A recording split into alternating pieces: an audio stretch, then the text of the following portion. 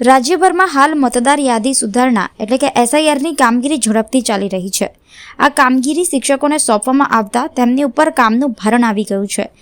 શાળાનું કાર્ય અને એ વચ્ચે ચાલતી એસઆઈઆર પ્રક્રિયાના કારણે અનેક શિક્ષકો માનસિક તણાવ હેઠળ ફરજ બજાવી રહ્યા છે તેવી વાતો સામે આવી રહી છે.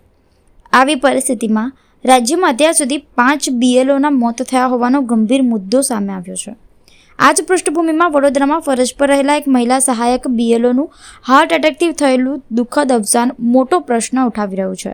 પરિવારને ન્યાય મળે તેમજ એસઆઈઆર પ્રક્રિયામાં જરૂરી પરિવર્તનો થાય તેવા હેતુથી વડોદરા શહેર કોંગ્રેસ દ્વારા કલેક્ટર કચેરીએ સૂત્રોચ્ચાર સાથે આવેદનપત્ર આપવામાં આવ્યું હતું.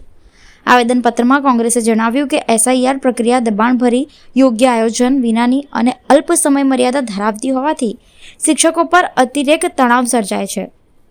સમય મર્યાદા વધારવા, પ્રક્રિયા સરળ કરવા અને મૃતક મહિલા સહાયક BLOના પરિવારને ન્યાય મળે, યોગ્ય વળતર આપવાની માંગણી સાથે કોંગ્રેસ દ્વારા આવેદનપત્ર આપવામાં આવ્યું હતું.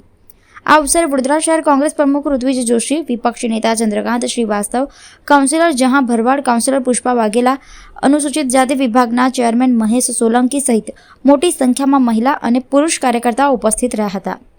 કોંગ્રેસે તંત્રને સ્પષ્ટ કર્યું કે જો એસઆઈઆર પ્રક્રિયામાં સુધારો નહીં લાવવામાં આવે તો શિક્ષકોનું આરોગ્ય અને જીવન બંને જોખમમાં મુકાઈ શકે છે, જેથી તંત્રએ તાત્કાલિક આ મુદ્દે પગલાં લેવા જોઈએ.